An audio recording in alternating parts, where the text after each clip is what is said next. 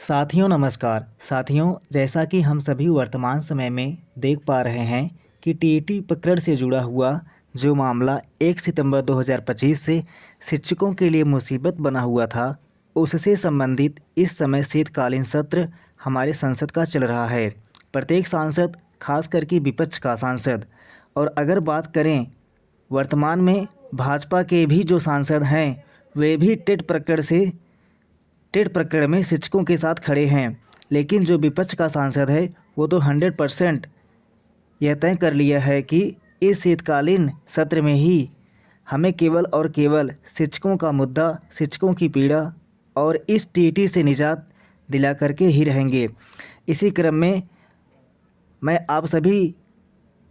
ने देखा होगा कि सबसे पहले इसकी शुरुआत प्रवीण पटेल जी ने, चंद्रशेखर आज़ाद जी ने, सीमा द्विवेदी जी ने, धर्मेंद्र यादव जी ने भी, और तमाम हमारे जनप्रतिनिधियों ने माननीय प्रधानमंत्री जी से, माननीय शिक्षा मंत्री जी से, माननीय सभापति महोदय जी से मांग की है कि इस टीटी से शिक्षकों को निजात दी जाए।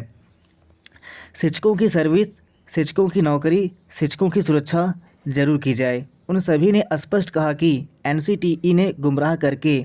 एनसीटीई ने गलत तरीके से अपनी बात को उच्चतम न्यायालय में रखा और उच्चतम न्यायालय को गुमराह किया है।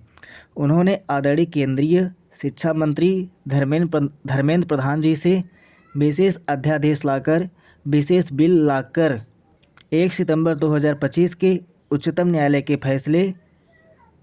से देश के करीब 30 लाख शिक्षकों को निजात दिलाने की मांग की है। तो साथियों, निश्चित रूप से हमारे इस शीतकालीन सत्र में जो संसद की कार्यवाही चल रही है, इसमें सर्वाधिक जो प्रश्न पूछा गया है, जो मांग की गई है, वो केवल और केवल टीटी प्रकरण से संबंधित की गई है। और आप सभी ने को यह भी बता दूं कि शीतकालीन सत्र में जो इतनी अधिक संख्या में सांसदों के द्वारा टीटी प्रकरण को इतने प्रभावी तरीके से उठाया गया है, इसका फ़ायदा हमें उच्चतम न्यायालय में जो पुनर्विचार याचिका दाखिल की गई है उस पर भी देखने को मिलेगा। निश्चित रूप से जो हमारे उच्चतम न्यायालय के जज साहब लोग हैं, उन्होंने भी इस पूरी कार्रवाई को सुना और देखा होगा, और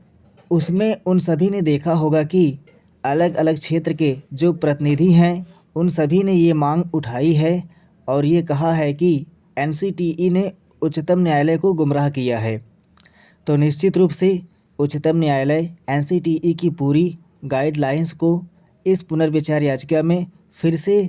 इस पर अध्ययन करेगी, फिर से इस पर चर्चा होगी, तब जा कर के निष्कर्ष